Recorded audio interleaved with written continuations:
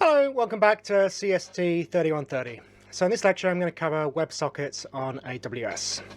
So it's a little bit of a complicated lecture, so I'm going to sort of short introduction explaining what WebSockets is kind of about, the problem they solve. Then I'm going to go through how to sort of create the browser sort of part of it, the sort of WebSocket client in the browser. Then I'm going to talk about how to actually build the WebSockets on AWS, which involves building a table, DynamoDB table to hold connection IDs, create sort of several Lambda functions to handle the different events generated by the API gateway in response to WebSocket events. Then I'm going to show you how to build the API on the API gateway to handle WebSockets. And then just at the end, I'll just show you how to do logging, which is an important part, obviously, of being able to debug any problems that you encounter. Yeah. So this all works, but in my experience, it's quite fiddly, and people often make small mistakes. And so, obviously, you can help that in the lab, but just, I'll try and sort of explain some areas where you might go wrong and potentially avoid issues. Yeah. Okay, so you've all used HTTP, quite a lot, last year and this year. So the general idea, right, is the client sends, a specific method in an HTTP, packet, HTTP message. So it might say get, post, put, or delete, or whatever, to sort of, retrieve a resource or modify a resource, so on and so forth. And then the server responds, with some stuff, and then that's it. Yeah, the client connects. Server responds with some data or error message or whatever, and then then the interaction's finished. Unless the server's using some kind of session tracking, then the server never knows or cares anymore about that particular client. Yeah, it's completely stateless protocol in that sense. Yeah, so it's not, and it's always with HTTP, standard HTTP, it's always client initiated. So the client connects, gets something back, and then that's it. The server has no way in which it can connect to the client or send new data to the client. So it has no way of initiating communication with the client. Whereas a lot of web applications, Facebook, Gmail, and so on, receive constant updates from the server. So, for example, if you've got the Gmail client runs in the browser, that Gmail client needs to know when a new message arrives on the server, and because obviously the person using it doesn't want to have to keep clicking refresh to see if there's any more new messages. Yeah. So this could be solved by the client making frequent HTTP requests, or every second, the client could, ping the server with AJAX, see if there's any new messages, and if there are, then retrieve those messages. But that leads to a lot of network traffic, browser CPU, and so on. So what used to be used to address this problem is what's called HTTP long polling. So in HTTP long polling, the client sends a request to the server, but the server doesn't respond immediately. It just keeps the connection open, and then whenever it has new data, then it will then reply with the new data. So for example, with the email example, the Gmail client might make a request to the server, and the server just sort of sits there without replying to the client until a new message comes in, and then it replies, with the new message, and then the client sends another request, and the server hangs around waiting to reply to that message, until it has new data. So this is sometimes called Comet. So this isn't great because HTTP has overhead, right? You've got to open and close the connections. You've got to send an HTTP header with each message. It's also not great for low latency, like browser-based games. This long polling thing's a bit sort of clunky, right? Sort of probably work well enough for email or something like that, but not really for other things. So that's led, I'm not sure when this thing, I don't have the complete history here, but, this basically led to the development of WebSockets. Yeah, so it's a new way of using HTTP that enables bidirectional communication. So it's low latency, so that means, it's pretty quick, more kind of slick to use kind of thing. And the real bonus of WebSockets, the reason we're using WebSockets for this coursework, is that both client and server can initiate communication once connection's established. So the client has to establish connection with the server, but once the server's connected to the client, they know about each other, then the server can spontaneously push new data to the client, and then the client can also push data to the server if it wants. Yeah, it's like a bidirectional communication channel. Yeah, so that's the cool thing about it. And the sort of other nice handy feature is you don't have this kind of cross-origin communication. So if you remember, if you want to do sort of fetch or something from the sort of client-side JavaScript code, then it can only execute that fetch or XML HTTP request to a server that's running on the same domain that the JavaScript's been served up from. Yeah, it's called a cross-origin request. So that's not a cross-origin request. That's a request within a single origin, and you have to do special sort of fiddling around with headers to enable JavaScript running on one server to be able to talk from the browsers, from the client side JavaScript running from one server, being able to talk to a different server that the JavaScript hasn't been served up from. Yeah. Whereas WebSockets don't have this issue. They can establish a connection with any server anywhere, but you can put down restrictions if you want to. Yeah. So it's sort of a bit more open in that sense. So, technically speaking, it's a layer on top of TCP. So some of you would have written like TCP, UDP sockets, this kind of stuff. But so it sits sort of just above that. It's sort of working at the sort of within a single port, I think. But it's sort of sitting sort of a little bit above that, so we can work it with HTTP, but not that far up it. Yeah. So we can run lots of services on one port, multiple host names, etc., on one IP address. So it's quite, it's a nice thing, WebSockets. I like it. It's not for every application. In a lot of applications, just standard HTTP does the job because that's all you want, stateless stuff. But in many situations where you want this bidirectional thing, then it can be extremely handy. Yeah. So WebSocket URLs have their WS to indicate that it's a WebSocket connection rather than an HTTP connection. So you've got WS, some other stuff. And if it's a secure WebSocket connection, it'll be a WSS with a colon and the usual double slashes. Yeah. So I said email clients, this is perfect for multiplayer online games, chat application, live sports feeds, real-time social media streams, Internet of Things, and so on and so forth. Yeah. And what we're going to be using in this coursework is a data dashboard. So, for the coursework 2, we want to build a sort of live data dashboard, even though it's in practice not going to be live. But so that, just like CryptoWatch, whenever new, data comes hits the cloud, we can then spontaneously push that new data to all of the clients so they can see the graphs sort of changing in real time. That's what we're aiming for here, yeah? WebSockets are not perfect. Proxy servers, they don't always work very well with, and there's also some issues with server performance. Yeah, so there's like this sort of upgrade thing from an HTTP connection to a WebSocket connection, and some proxy servers don't support that. Probably most modern ones do now, but there is an issue that potentially they'll drop the connection, so you get this sort of issue like fail to establish a tunnel with the proxy server and stuff. I had this at Middlesex when I was a few years ago when I was trying this. Maybe it'll work perfectly now, I don't know.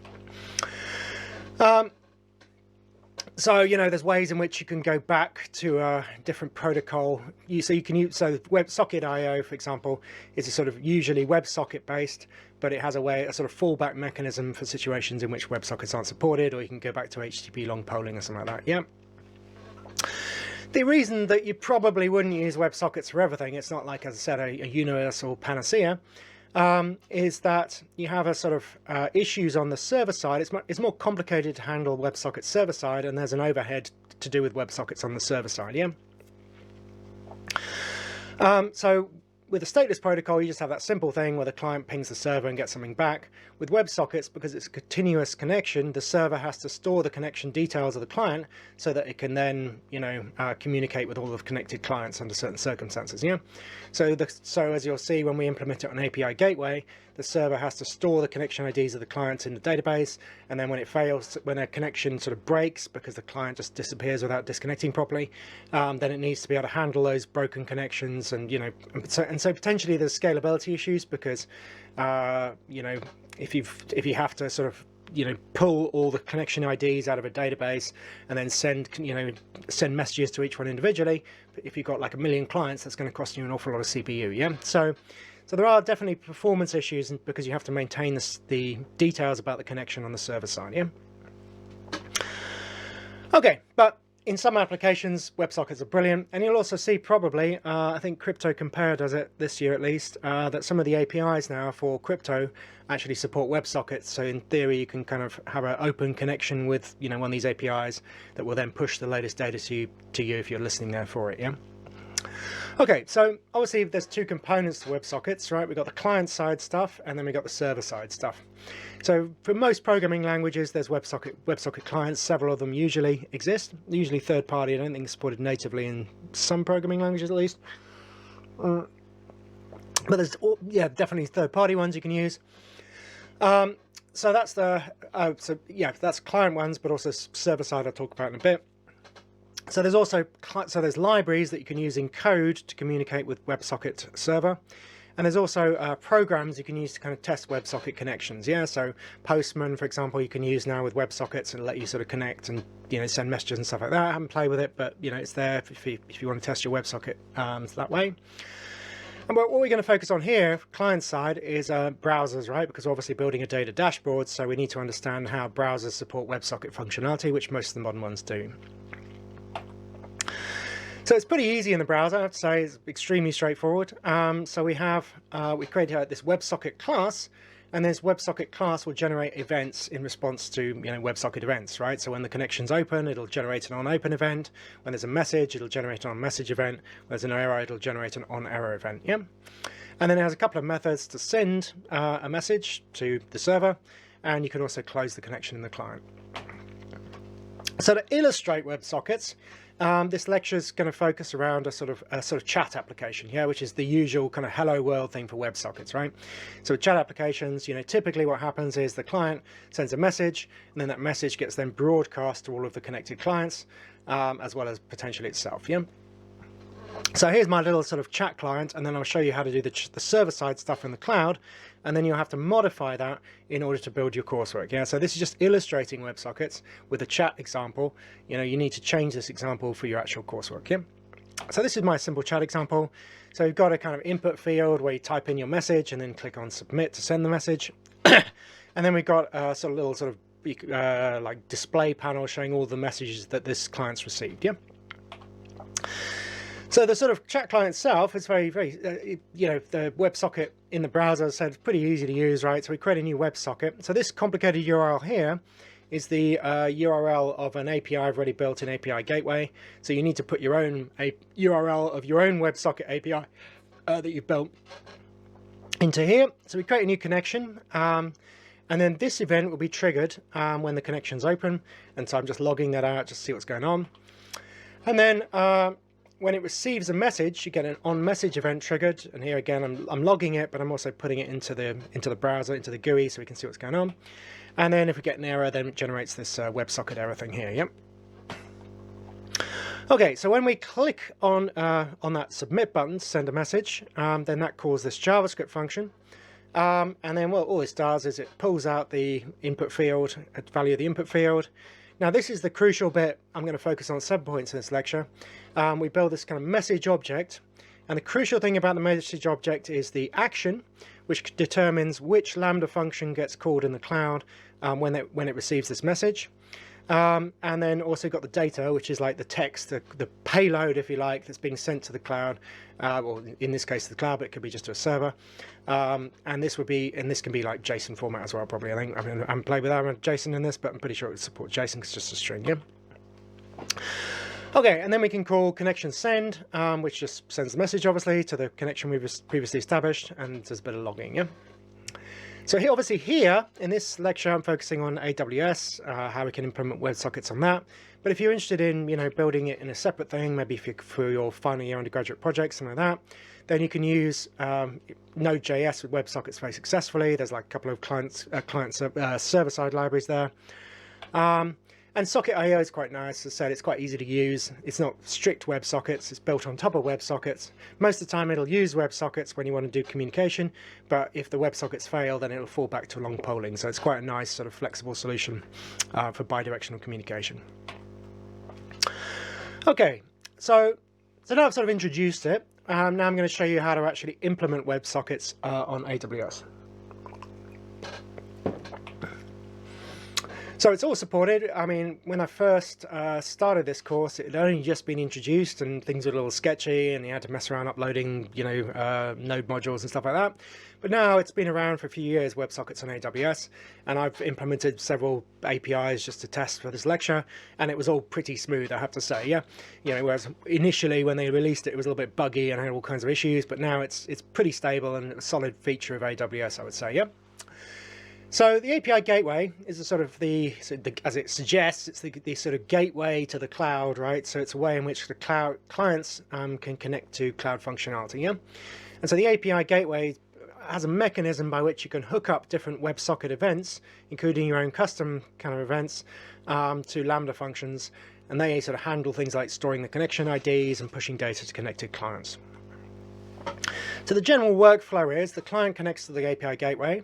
The API gateway calls a Lambda function which stores the connection ID of a client in DynamoDB, and then it uses these stored connection IDs to push data using the API gateway back to the clients, when you've got new data hitting the database, for example. Yeah? So what we do to implement WebSockets on AWS is we create a DynamoDB table to store the connection IDs. Then we write several Lambda functions to handle the different events that are generated. Then we create the WebSocket API, which then links particular WebSocket events in the cloud to particular Lambda functions, including our own custom ones, as I'll show you. And then, so that's the connecting of the Lambda functions to the WebSocket routes. And then we deploy the API, which basically makes it live, and we can deploy it like we could create a production deployment, and we can create development deployment or testing deployment, so on and so forth. And that's our way of saving the API so it goes live, the deployment. So as I said, I'm going to use a simple chat example. You're going to have to change this. This is not, your coursework, on a plate kind of thing. It's just showing you how to get it running. So what I recommend you do is get this chat example running, because there are sometimes some buggy issue, not bugs, but like it can be a bit fiddly if you don't do it quite right. If your code, if you've got some issues with your the naming of things in DynamoDB, for example, that doesn't match the names in your code. So get the chat example running, because I know the chat example works, and then modify that chat example for your coursework. That's what I recommend. Yeah. Okay, so let's get started with the DynamoDB part. As I said, Lambda functions are stateless, right? So you call a Lambda function, it does some stuff, returns some stuff, and then either it times out or it finishes cleanly, yeah? So we can't store, we don't have if we were running Node to do WebSockets, we could just use memory, right? We could store everything in memory, like dynamic memory. But here, because we're working in the cloud space, we need to store those connection IDs of the clients that are connecting somehow. And the way in which, and one easy way to do it is with DynamoDB, because it's quick. It's a simple persistent storage mechanism, right? So we store the connection IDs in DynamoDB, and then we can use those stored connection IDs to send messages to clients through the API gateway. And then if the connection IDs stop working, if API gateway fails to send a message to that connected client because they disconnected or disappeared or something, then we just delete them from the database, those connection IDs. So it's a very simple table. It's just got simple partition key is the connection ID. I mean, obviously, if we were doing, if we had a more complicated application, we might want to store more details about the users and so on and so forth. But for the simple Hello World chat application, we can just use the connection ID as the partition key. And then it doesn't really matter what we call the table and the partition key, but they have to match your code, yeah? So if you follow it using my code, then it has to match my example, or it just won't work. You just get some error and it'll crash, yeah?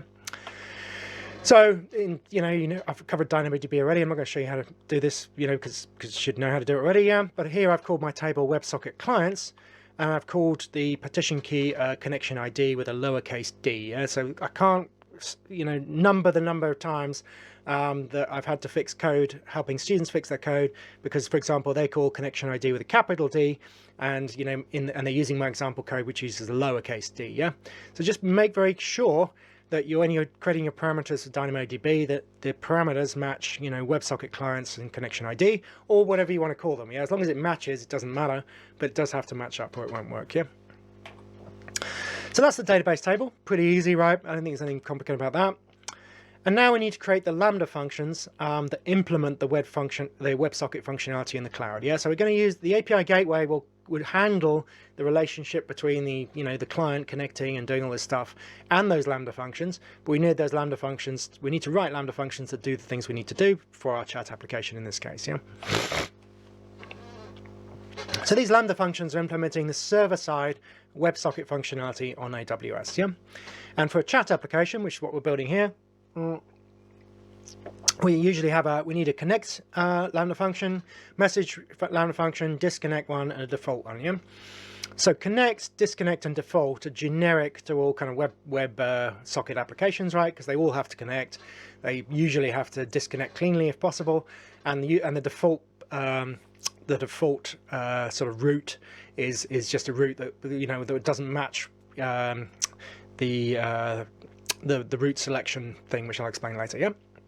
So we usually always have connect message and disconnect and default, and you'll see when we create the API that those are all sort of put in by default when in the sort of, the little GUI that lets us create the API. Yeah, message is one we're creating by ourselves in order to be able to handle the messaging thing, because this is a chat application. But if we're doing something completely different, like I don't know, if adding ourselves to a group or something, or some other application, Internet of Things or whatever, then we wouldn't have the message. Probably we'd have a different route and a different Lambda function to handle that. Yeah.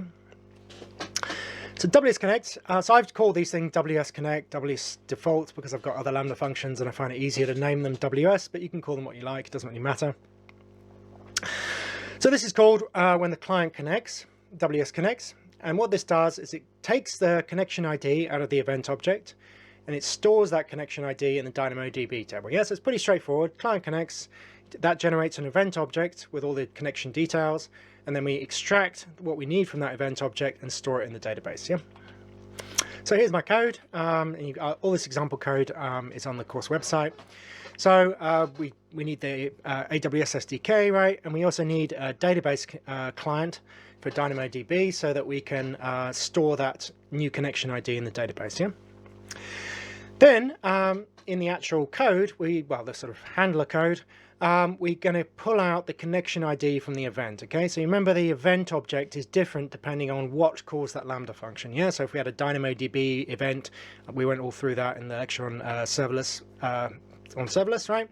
And here the event is has a different structure. This is only like a part of it. It's quite big and complicated, but the part we care about is that the request context contains the connection ID of the client, and that's what we need in order to make the WebSockets work. Yeah, so extracting that connection ID from the request context from the event, which has this field request context and another field connection ID, and this is the thing that must match the database, right? No, sorry, that's not the thing that must match the database. That's just inside. That has to match the event, which is predetermined by AWS. Yeah. And then this is the bit that has to match the database, right? So the table name has to be, I've called it WebSocket clients, but if you call it something else, just change the name there. And here the item here is connection ID. That's the partition key here. So obviously that has to match the name that you give your partition key. Yeah. So we've extracted the connection ID, and we're creating the parameters, and then we're storing that connection ID in the database. Yeah. So it's pretty straightforward and easy. And then if it works, we return 200, like a successful connection. Otherwise, we return 500. And these return information is used by the API gateway to know whether it's worked or not, and it'll generate an error or not, kind of thing. Yep. So if it's worked and you're using my WebSocket client for kind of testing purposes, then you'll get this sort of is trusted true message at the bottom. Yeah, and if it fails, you'll get some kind of error or nothing at all. Yeah. So that's the connection. Pretty straightforward, I hope. Yeah. The next stage next sort of method we might want to write is the WS message. Yeah. This is specific to a chat application, but you can modify it to do the functionality for Coursework too. So this is called, in a chat application, when a message is sent to the server. Yeah. So what this does is extracts the message from the event, extracts domain and stage from the event, and then sends that message back to all of the connected clients. And then if the sending of the message fails, then it would delete the connection ID of the clients that it failed on. Yeah. So I've split this functionality into 3 files just for sort of simplicity and clarity. I've got one index.js, which contains the main handler, and then database.js, which does the functionality related to deleting a connection ID when the message send failed, or and also for extracting all the connection IDs for all the clients. Yeah. And then WebSocket.js, does the which should be small w, that extracts that uses API gateway to actually send the messages out to the clients. So a little bit complicated, but hopefully I'll talk you through it, and when you have a look at it, it's actually not that bad. Yeah. Okay, so here I'm just linking to my WebSocket module, you might say. Now here I've put in, just for illustrative purposes, the hard-coded domain name and stage. So you don't need this for the chat application, but you will need this for your actual coursework too. So I left it in as an example. Obviously this is just a bunch of junk as far as you're concerned, because this URL doesn't exist. This domain and name and stage doesn't exist necessarily on your API gateway. So you will need this if you wanted, for example, to broadcast data to all connected clients, yeah? Because then you wouldn't be responding to an incoming message, you'd just be generating a new message from scratch And then you need to know the domain name and stage. So next stage, I think, is to extract the data from the event. Yeah, this is what WS message does. So it's called when a message comes in. And so obviously there's data inside the event object that we need to extract in order to then send that message on to the connected clients. Yeah. So here we can get out the message. We can get out also the domain and stage are contained in the event object when we receive a send message, when we receive a message event. Yeah. So again, this is going back to the event object here. So we've got the root key, which is, again, I'll talk about routing in a little bit, but that's a way of getting an incoming message event sent to a specific Lambda function. And then we got the domain name and stage. So as I said, these things can be hard-coded if you know what they are, but also in some ways it's just easier pulling them out of the event object. And then we've also got the connection ID of the client who sent the message, and we've also got inside the body, we've got the actual data containing the message that's been sent, as well as the action which is used for the routing, which I've kind of covered here. Yep. Okay. So extract that data. And then we call our WebSocket functionality that we've written to actually send, well, what this thing does is generates promises to send the messages, yeah, and so it builds an array of promises. And then we can use promise all to actually send all those messages off to the clients. Yeah, there's different ways of writing it, but this is based on a chat example from AWS. And so I looked at it again and I thought, well, actually, this is all right. It's worth learning how to use promise all anyway. So I stuck with it. I could have rewritten it as for loops, but I thought it's kind of all right. So we'll work with it. Yeah. Okay, and then we got kind of database.js. So this has two functions really. It gets all the connection IDs of the connected clients, and then it also would delete a specified connection ID. So I mean, again, I'd rewrite this. Oh no, it's am I using a rate? Yeah, it's it's async, so you have to wait, but that's all right. Okay. So next thing is the WebSocket, which has the sort of very specific WebSocket part of this program.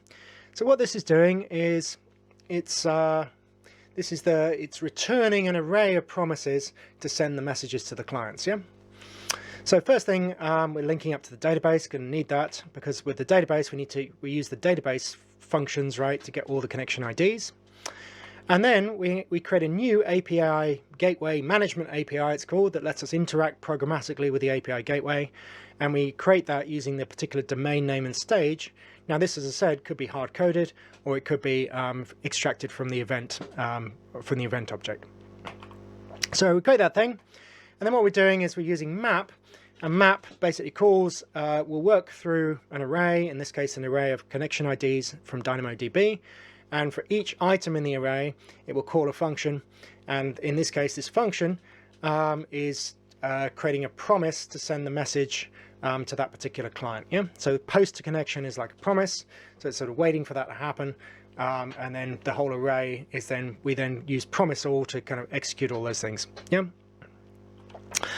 And then if it fails send message, we'll delete it from the database. And then we'll return that array of promises, and then we'll execute that in the index.js, as I kind of showed you, kind of back a few slides, kind of thing. Yep. So that's what that's doing. So we wait for it, and then we use promise all to execute it. Yeah. Okay. And if I played around with this, I could probably rewrite it slightly better, but it works well. So I recommend you stick with it unless you've got a good reason to mess with it. Yeah. Okay. So that's the sort of the connection, the sending of messages, and now these are a couple of sort of additional Lambda functions. Some of I think disconnects may be mandatory. Now, don't get too depressed about this, but WSD disconnect. I tried to figure out a way of when you close the browser window, it will automatically send a disconnect request to the cloud, but I couldn't quite get it to work. But if you fiddle with it, you might be able to get it to work. Maybe using alert to block the closing of the browser or something. But I couldn't get it to disconnect cleanly, so most of the time the deleting of events was carried out when it failed to send messages. Deleting of connections is carried out when it's failed to send the message to that connection. Yeah. But in theory, your WebSocket application should support a nice clean disconnect. The client disconnects, and then it will, delete the connection ID from the server. So that's what this does in theory, but as I said, it never seemed to get called much in this particular application. So again, if we receive a disconnect event, we extract the connection ID from the event, same as before. Then we build a data structure to delete that from the DynamoDB table, and then we basically delete it, and then we're job done, kind of thing. Yeah. So that's pretty easy, and if it fails, we return 500 or something like that. Now, WS default, I don't think that's required necessarily, but what I have seen a lot in the past is that students kind of misconfigure the routes so that the route they've set up for the Lambda function that handles messaging, for example, isn't quite right. And so if the routing isn't quite right and API gateway can't find a Lambda function that corresponds to the route, then it'll call WS default instead. So it's called when a WebSocket message passed to a route that does not exist. Yeah. So all this, the only function of WS default is just return an error. But it's worth putting in because when you're trying to debug problems, if you don't have a WS default, then you don't know what's happening. It just sort of vanishes and weird things happen. Yeah. But if you've got WS default implemented, you can look at the logs and you can actually see what's going on. Yeah. So I recommend you add this into your API. Yeah. Okay. So that's the sort of the Lambda functions we need. And then the next part of what we have to do is connect those Lambda functions up you know, to the incoming events through the API gateway. Yeah? So the API gateway is a way of connecting clients to cloud services, right? So ultimately we're running code in the browser that's sending messages to the cloud, and then we need to route those messages to Lambda functions so that they do something and then send back appropriate data, you know, if that's the right thing to do. Yeah. So yeah, they route incoming WebSocket events to Lambda functions, and then they send data to the clients back through the API gateway. As I just showed you with the WS message, right? It's using the API gateway to send a particular message to a client with a particular ID. So one thing, you know, you need to be sort of very aware of and understand what it does is this what's called a route selection expression. So you'll see when we create the API that we have the option to create a route selection expression, and it recommends as its sort of default is the kind of $ kind of request body action. So with WebSockets, we can build pretty complicated applications with them, right? And we might want to route one kind of messages, one type of message to one Lambda function, for example, joining a chat, or we might want to and then route a different kind of message to a different Lambda function, right? Like add friend or whatever. You know, I'm not very good at examples this morning. Yeah. So this is a way of routing specific types of messages to specific Lambda functions, yeah. So we can do different things depending on what we're doing. Yeah. So pick an example, right? Suppose we were doing a kind of cryptocurrency website, yeah, but we didn't want to display all of the cryptocurrencies at once. We wanted to, just display, Bitcoin, and then you had a little drop-down combo that displayed different cryptocurrencies, right? So then we might want to create specific routes that when I send a, get data message, it'll route, get data, and then I could route that get data thing. I could get Bitcoin data, for example, and then route it to a Lambda function that gives me the Bitcoin data, or I could then send a message saying get Ethereum data, and then we could use the routing to send that to a different Lambda function that will return the appropriate data. Yep.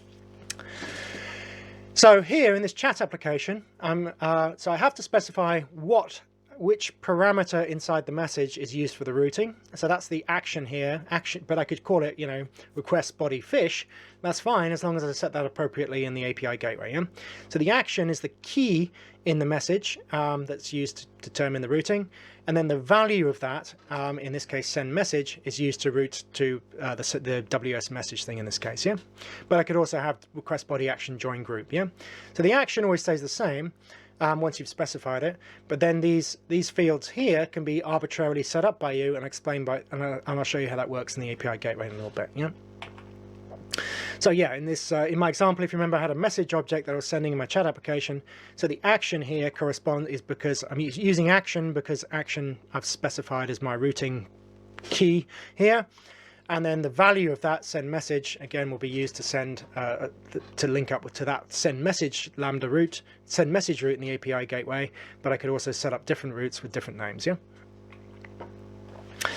So it's a little bit involved, but I'll talk you through it with kind of slides, and then I'll just show you how to do it because it really isn't that complicated once you actually get the hang of it. Yeah, it's a fairly straightforward set of GUIs that let you build these things in API gateway, and once you get the hang of it, it's easy.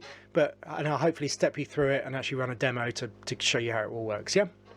So we kind of have this kind of API what are these things called? I keep forgetting what they're called. It's like a little series of graphical interfaces basically that let you specify the different components of the API. And then we specify all the details. Then once we've got the routes added, then we attach the integrations, which is linking the routes to the Lambda functions. Then we have stages, And the stages are things like production or development, this kind of thing, because we might have a production WebSocket route that is like for the actual real, customers, yeah. But then we might also have a development WebSocket route that we use for testing, and whatever other routes we want to do. So we might release our changes to development first, apply our changes to development, and then when we're happy with them, then we'd move into applying them to production, yeah. Okay, that's about it, I think. So let's just go through it. I'll step fairly quickly through the GUI, just explain some points that are relevant, and then I'll actually show you how to do it, yeah? So obviously we give it a name. I'll explain the importance of action, right? That it has to correspond to the action. The key here has to match whatever you choose here, okay? So this is just, giving a name, that kind of stuff. Then we add the routes. As I explained, the sort of 3 routes that apply in most WebSocket applications are connect, disconnect, and default. So we're going to leave all those. We could get rid of them if we want to, but we kind of need them, so we'll leave them in. And then we've got our custom route, as I said. So in this case, I want to route anything where the action is set to send message to a specific Lambda function. Yeah, but again, this will depend on the implementation of how you build your coursework. Yeah, and we can add as many custom routes as we like here. We can always add them later as well. Yeah. Okay, so as I said, that's send message there. The value associated with the action key corresponds to the root key here, yeah? And then the integrations is when we've got all these routes, we then need to hook up these routes to Lambda functions, so that a Lambda function is called when it gets an incoming WebSocket event on that particular route, yeah? And then stages, as I said, I just use prod, because I'm not bothering with like a development environment, but as I said, we probably have several different stages if we were working in a company, because we certainly wouldn't want to just release everything to production straight away, because it'll probably just break horribly. Yeah, so we usually have multiple stages, test it on development, and then release it into production. Yeah. Okay, and then we review and create, and click create and deploy, and then it's kind of job done. Yeah. All right, so let's run through a demo here. Yeah. So okay, so let's go to APIs. It may come up by default if you haven't got any of them already. Okay, so let's leave my coffee out the way. Okay, so let's create an API. Yeah, so you get various options. So what I'm not covering here is how to create a REST API, but it is astonishingly simple to build a sort of nice REST API that pulls data from DynamoDB using API Gateway. I have to say it's really nice and clean and easy. But for Coursework 2, we're not using REST APIs, so forget about it. But again, if you want to use this stuff in your coursework, then I would strongly recommend building a nice REST API using DynamoDB, because it's just dead easy. Yeah. So here, because this is what we need to do for Coursework 2, we're going to focus on WebSocket APIs. So here we go for the build kind of. I wish I could remember what these things are called. Anyway, I'll call this kind of test, whatever it is, test WS -2. No, 3. So I think I've already got 3. I think. And I got one of those. Okay, and as I told you, they kind of recommends request body action, so we'll stick to that. Request body action. Okay, so that's, as I sort of explained that, I hope adequately. And we could create a blank API, by the way, and then just edit it all later. But we'll just we'll just use this builder thing. So we're going to add the connect, the disconnect, and default. Okay, so these we want, so we're going to put them in. And then we're going to add a custom route, and the custom route key here will be send message. Yeah. Okay, so we've added our custom route because it's a messaging application, and then we'll go to next. Okay, so that's defining the routes in our API. And I'll show you how this sort of works when you actually look at the editing side of things. So we defined our routes, then the integrations of the Lambda functions or whatever, as you see, you've got various options here that will then link up with those routes. Yeah, and what we're using are Lambda functions here. So we stick to don't change the region, because it's going to go badly. So this is what even this is disconnect, right? So then we link. So we're connecting the connect route to this Lambda function here, WS connect. And the same thing here. We're going to connect disconnect to, you guessed it right, WS disconnect, and default. So again, Lambda function WS default, and then we've also got what are the other one? Send message, right? So then that's going to be linked up with WS message. Yeah. So we've got connect, disconnect, default, and send message. So they're all being connected to the Lambda functions we've already written. Right, so here in my, these are all my Lambda functions. So these are the ones that I was talking through earlier in this lecture. Yeah. So we connect up the routes to the Lambda functions. And then we have stages. I usually use prod because it saves typing. So as I said, this is production, development, so on and so forth. And then, it's like a review page, and we can fiddle around with it if we like, but we're just going to create and deploy it. So that's all good. And now we've successfully created test WS3 API. Yep. So that's pretty easy, right? And I think that's all I'm going to focus on this stage. Yeah, editing. Yep. Okay, so let's quickly talk you through that. So now we've created it. Now let's just have a quick look at the GUI, and then I'll go and do a demo of that as well. Yep. So we've created our WebSocket API, but we might want to change stuff or edit stuff, and we need to do things like enable logging and stuff, which I'm going to cover in a sec. So whenever you make a change to your API, you have to deploy the API, and you deploy it to a particular stage. Yeah. So we either deploy it to development or we deploy it to production. Yeah, depending on what we're doing. Yeah. So here's the sort of editor for the API gateway, and we could just sort of created a blank one and added all this stuff in, manually, but the sort of, the GUI thing's kind of easier to do, right? So here we've got the routes. So for example, we've got all the default routes, connect, disconnect, and then we've got the one without a $sign is the one that's being routed via the action, right? That's so whenever we have an action send message, it's going to call this particular route here, yeah. And then to save it, as I said, we need to do deploy API. And then the sort of stages sort of menu or whatever lets us select different stages, production, development, so on and so forth. And then we can see the URL of that stage, yeah. And we can also do things like setting the logging, which I'll cover in a second, yeah. That's most of it, yeah. Okay, so let's just have a little look. So I'll just show you through on the on here. So here's our API here. We've got our routes, our stages, and some other stuff I've never used. So for example, remember we connected the routes to Lambda functions. So this is what's happening here, right? You can fiddle around with the sort of route request stuff. And we can also, for example, if we wanted to change the Lambda function. Now, it used to be the case that you had to specify kind of a specific role that's used to call that particular Lambda function. But in this case, now it seems that this, at least in this environment, it works pretty smoothly. But if you have end up with problems with permissions, then this would be the place to change it. Yeah, so you can then sort of basically change your route and your integrations, all this kind of stuff here, right? So if I want to change send message, I can also add a new route key. So add, add group or something. Yeah, not that's particularly realistic. So if I wanted to add a new route key here, right, then that's fine. In fact, I should have left WebStorm up. So blah, blah, blah. So if I added a root key here, then I might want to write some code. So like I could have a join group thing here, for example, and then I'd change the action here to join group, and then the messages will be routed to my new join group thing. Yeah. Okay. Probably shouldn't have created that. I kind of wanted to delete my route, delete route. Yeah. So get rid of delete route. Yep. Okay. So you can add and delete, your routes as you like. Yeah. So it's a very sort of flexible system. Yeah. So that's routes. And then we got stages. So as I said, we might have several stages here for a proper company. So excuse me. But here we're just using production. So the most important thing we're going to need is this this URL here, because this is the URL that the client will use to connect to this particular API. Yeah. So we're going to copy that just to demo that this thing actually works.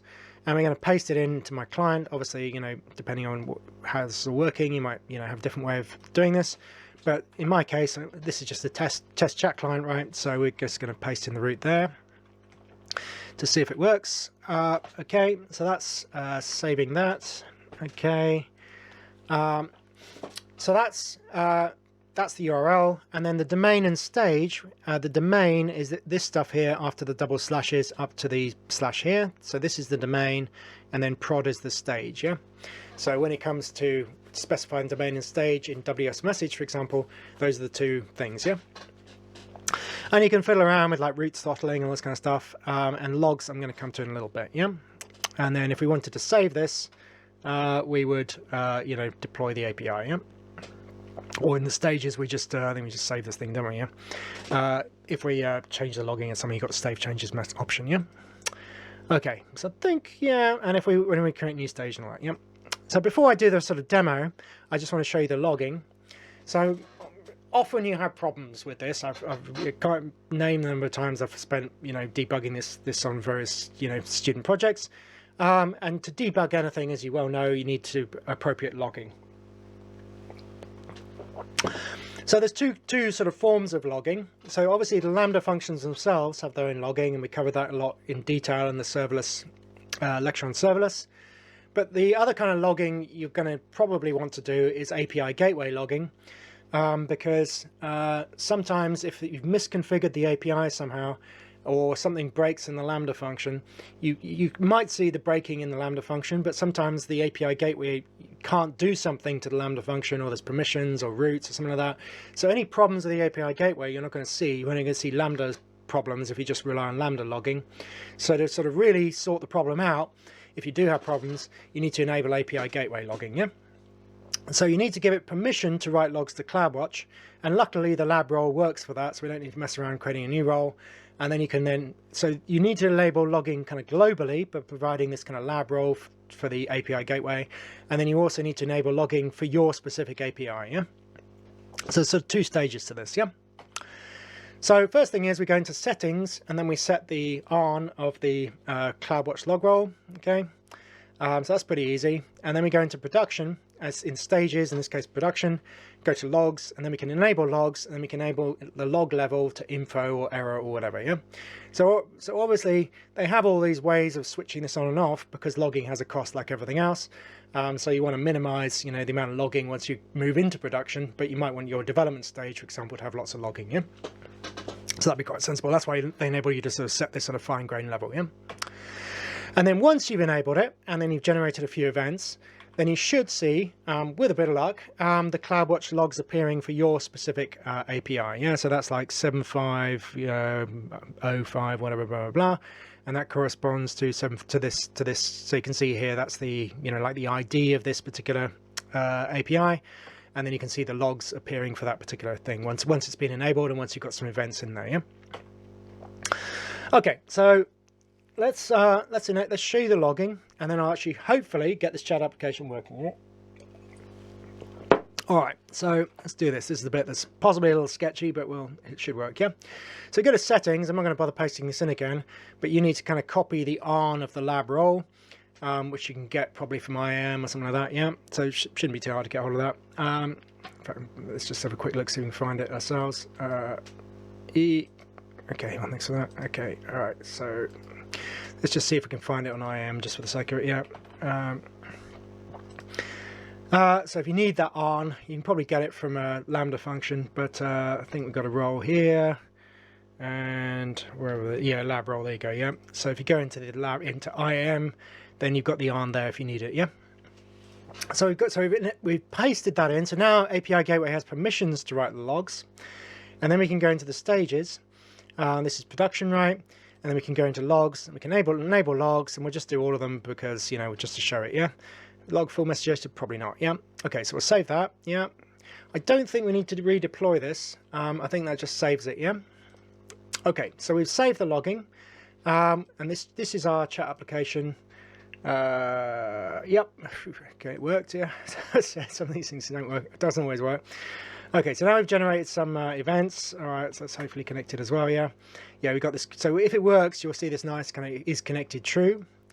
And then we can go to CloudWatch, yeah? And then we can see the different logging things, yeah? Now, the CloudWatch is a little laggy, right, as you probably know. So let's just see if this thing works, and then hopefully it'll generate some logs for us, yeah? So hello from tab 1. So if we send a message, right, then it sends a message to, to itself kind of thing. But this message also appears here as well, yeah? And if we say, hello from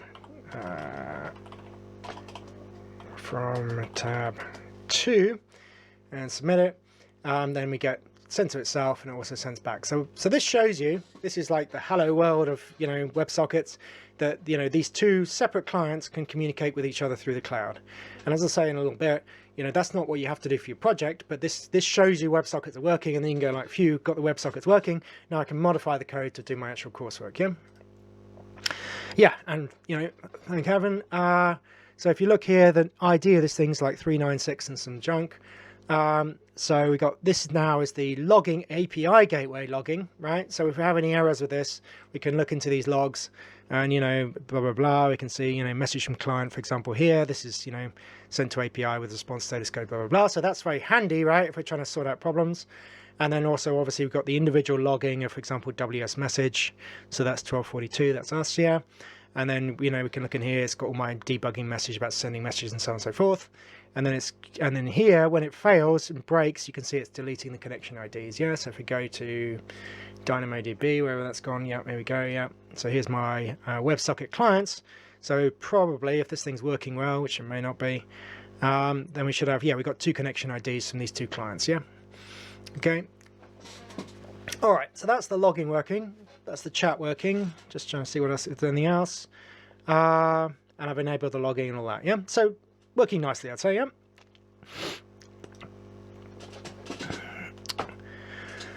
Okay, so I've shown you how to set it all up. And then for Coursework 2, you're not doing a chat application, as I'm repeatedly stressing here. All of your communication with the client should be done through WebSockets. Yeah, we're learning WebSockets, so just do it all through WebSockets. Yeah, if you create RESTful APIs, you're going to lose 10 marks because, you know, this stuff, there's 10 marks for doing WebSockets in Coursework 2. Yeah. Now, there's 2 applications of WebSockets in Coursework 2. Okay, there's 2 situations in which WebSockets are sort of, you know, needed. Yeah. So the first one is when we have a new client connecting to the cloud. Then you're going to have some way in which that client can request the current data. Yeah, so you might want to create a, I don't know if I've got a, let's just show it in here. Yeah, so for example, when it gets back like the on open, it doesn't actually get any, you can't really, I've tried it and it doesn't seem to work. You can't write the data back here in this, to this event object here.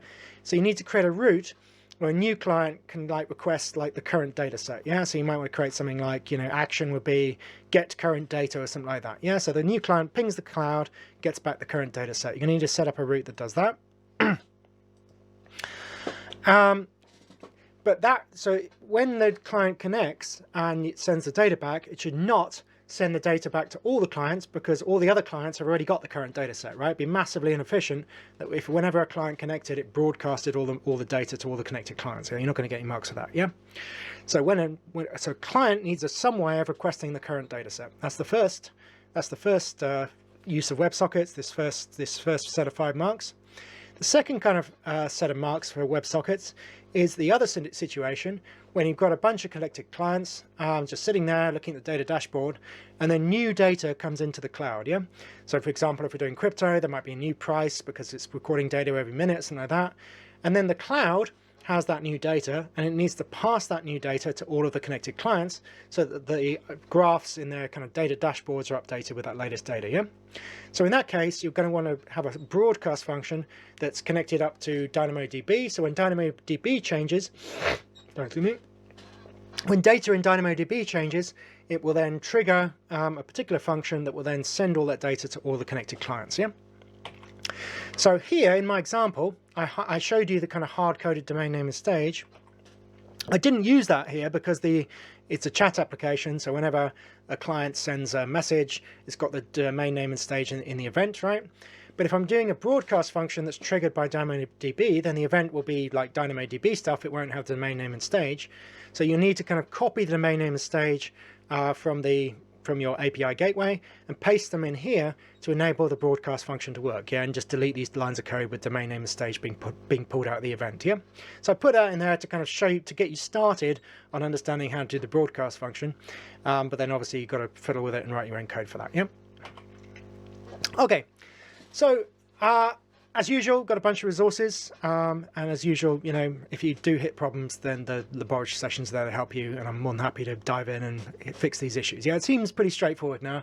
Used to be a bit more tricky, but this has been so sweet and smooth to create them for this lecture, so I'm pretty confident it'll be quite easy for you guys as well. Yeah. Okay, so the whole point of WebSockets is to overcome the limitation of this kind of stateless HTTP protocol. So we want to be able to push data from the server to the clients as well as from the client to the server, and WebSockets enables us to do that. Yeah, I've shown you how to set up a sort of WebSocket sort of system or API with the API gateway on AWS, And in Coursework 2, you have to use so this has all been illustrated through a simple chat application, but in Coursework 2, you need to be able to do two sets of functions. So you can adapt the chat code, but it's not going to work, just by itself, yeah? So you need to adapt the chat code so that the client has a way of requesting the current data when it connects, and you also need to adapt the chat code so that you can broadcast new data to all connected clients. That's it.